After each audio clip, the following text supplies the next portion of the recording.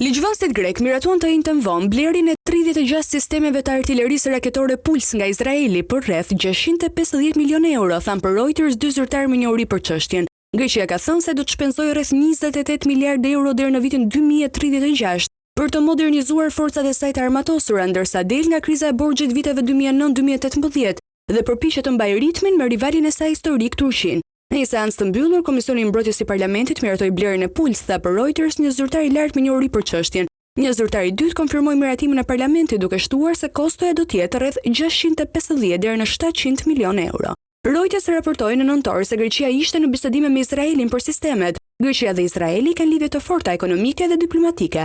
Kanë kryer disa stërvitje të përbashkëta vitet e fundit dhe operojnë një qendër trajnimi ajror në Greqinë Jugore. Greqia gjithashtu në bisedime me Izraelin për të zhvilluar një kupol mbrojtje kundër ajrore dhe raketore me vlerë 3 miliardë euro.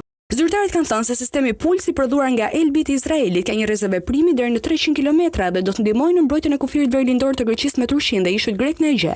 Marrëveshja përfshin gjithashtu ndërtimin e komponentëve në Greqi. Greqia dhe Turqia, aleate të NATO-s, kanë qenë prekohesh në mosmarrëveshje për çështjen që përfshin vendin ku fillojnë dhe mbarojnë shelfet e tyre kontinentale, burimet e energjisë, fluturimet mbi Egje dhe ishullin e ndarë etnikisht të Shqiprës.